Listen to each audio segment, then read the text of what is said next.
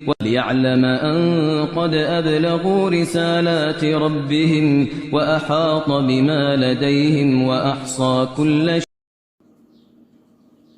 أعوذ بالله من الشيطان الرجيم. بسم الله الرحمن الرحيم. فمن شهد منكم الشهر فليصم، ومن كان مريضا أو على سفر فعدة من أيام أخر.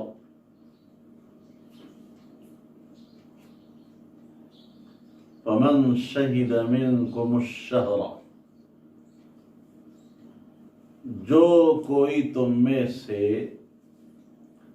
ماہ رمضان کو پالے، فَلْيَصُمْهُ، تو اسے چاہیے کہ اس ماہ کے تمام روزے رکھے۔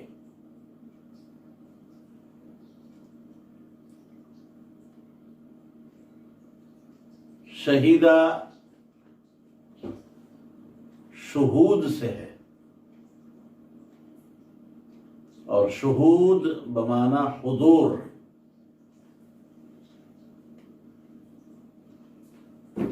شہیدہ شہادت سے نہیں ہے۔ پانا، حاضر ہونا۔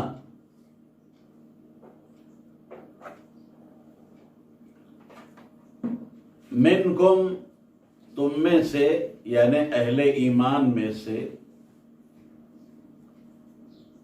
الشہر پر جو الف لام ہے وہ معہود سابق کے لیے ہے۔ یہاں رمضان کا نام نہیں لیا گیا، مگر چونکہ ما قبل میں اس سے پہلے شہر رمضان الذی انزل فیہ القرآن میں صراحت کی گئی ہے، اس لیے ماہ رمضان مراد ہے۔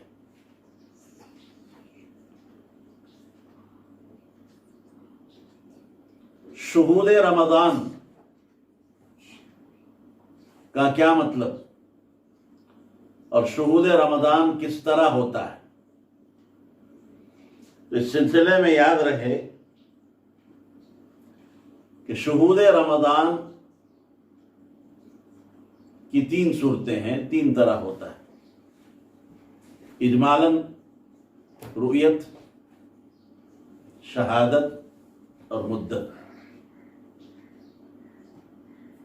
رؤیت کا مطلب ہے کہ آپ اپنی آنکھوں سے ہلال رمضان کو، رمضان کی پہلی رات کے چاند کو دیکھ لیں، رمضان کا ثبوت ہو گیا، آپ کو روزہ رکھنا ہوگا۔ یہ ہے شہود شہر کی پہلی شکل۔ شہود شہر کی دوسری شکل اور دوسری صورت ہے شہادت، کہ چاند آپ نے نہیں دیکھا، مطلع صاف نہیں تھا، مگر رؤیت ہلال معتبر شہادت سے ثابت ہو جائے۔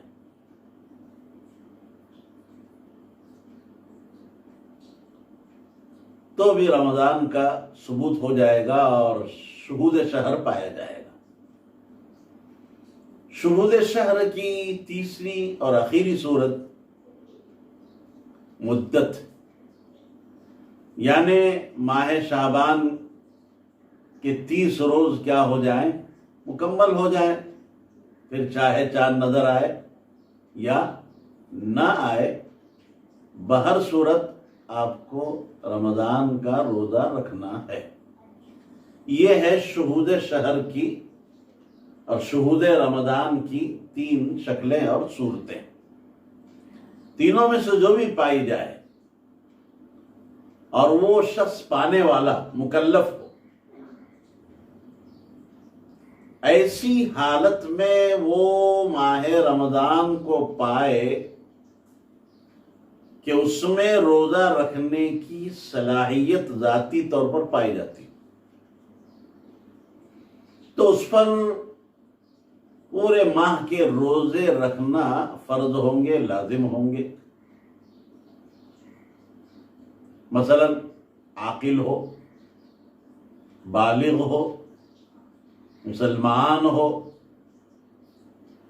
اور عورت ہو تو حیض و نفاس سے پاک ہو۔ یہ ہے، یہ اتنی شرطیں ہیں۔ عاقل ہو، عقل ہو صحیح سلام، مجنون نہ ہو، بالغ ہو یعنی نابالغ نہ ہو، نابالغ مکلف ہی نہیں ہے، اور مسلمان ہو اس لیے کہ کافر مکلف نہیں ہے، اور حیض و نفاس سے کیا ہو؟ پاک ہو۔ تو یہ لوگ جن میں یہ ساری باتیں پائی جائیں گی، چاہے وہ مرد ہوں یا عورت ہوں، شہود شہر پایا گیا ایسی حالت میں کہ اس حالت میں روزہ رکھنے کی کیا ہے؟ صلاحیت ہے، اور وہ روزہ کا کیا ہے؟ مکلف ہے، امر الہی اس پر، اس کے طرف متوجہ ہوگا، اس پر روزے رکھنے ضروری ہوں گے۔ دیکھیے، کچھ لوگ وہ ہوتے ہیں کہ جن میں مخاطب بننے کی صلاحیت ہی نہیں ہے، جیسے کافر، فمن شہید منکم الشہر فلیصم کا وہ مخاطب ہی نہیں ہے، نابالغ بچہ وہ منکم میں داخل نہیں ہے، وہ اس جملے کے مخاطب ہی نہیں ہے، وہ اس امر کے مخاطب ہی نہیں ہے۔ جب مخاطب نہیں ہے تو ان پر شہود شہر کی وجہ سے وہ شہود شہر پایا ہی نہیں گیا۔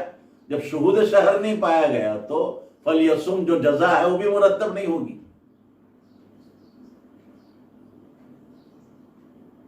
اچھا، یہ دو قسمیں ہوئی۔ تیسری قسم یہ ہے کہ کچھ لوگ وہ ہوتے ہیں کہ جن میں ذاتی طور پر کیا ہوتی ہے؟ صلاحیت ہوتی ہے، وہ حکم شرعی کے مکلف ہوتے ہیں،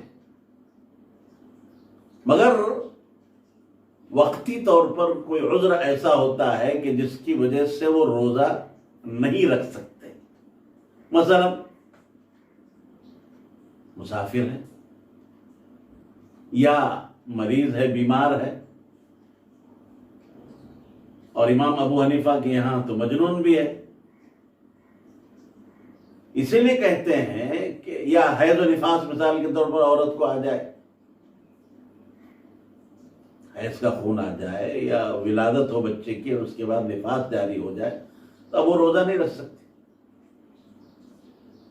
لیکن جہاں وہ حیض سے پاک ہو جائے گی، مابقی ایام کے روزے اس پر لازم ہوں گے۔ جہاں مسافر مقیم بن جائے گا، مسافر حاضر بن جائے گا، مابقی اور ما فات جو روزے اس کے جو ہے پہلے گزرے ہیں، وہ اس کی بھی قضا لازم ہوگی۔ فعدۃ من ایام اخر۔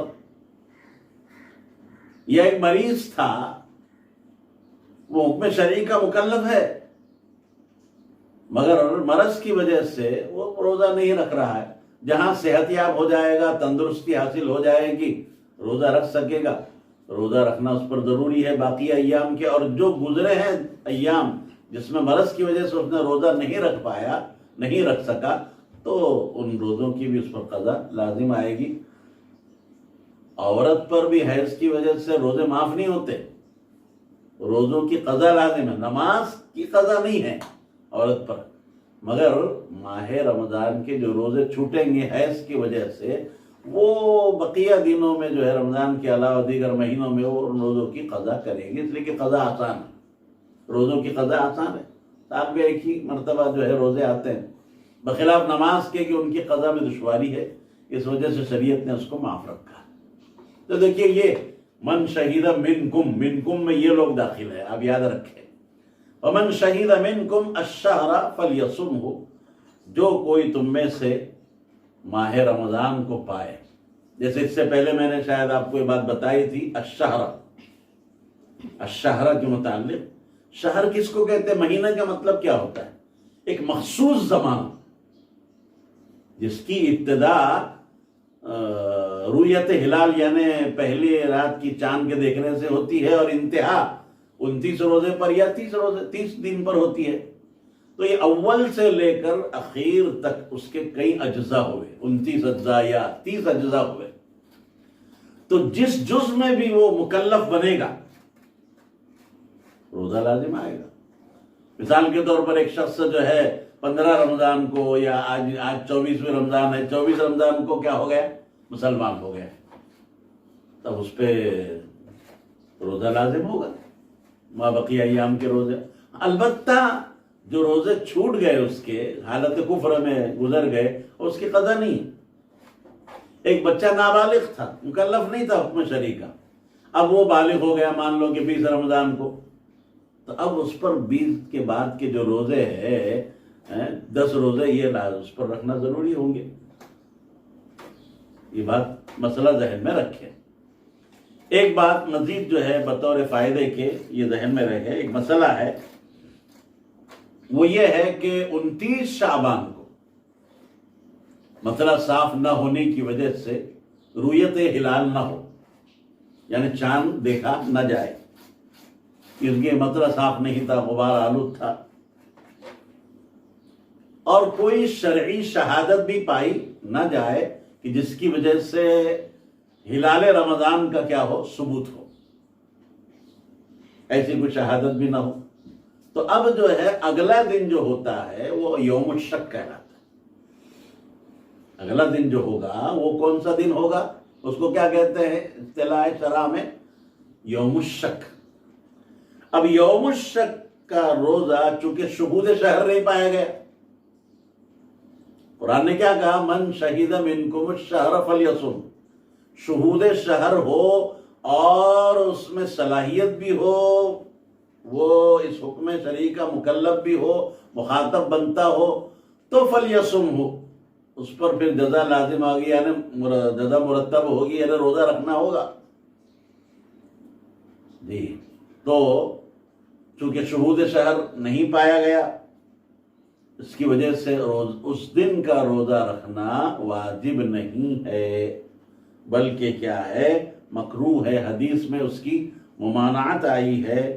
کیوں آئی ہے؟ تاکہ فرض اور نفل میں اختلاط اور التباس نہ ہو.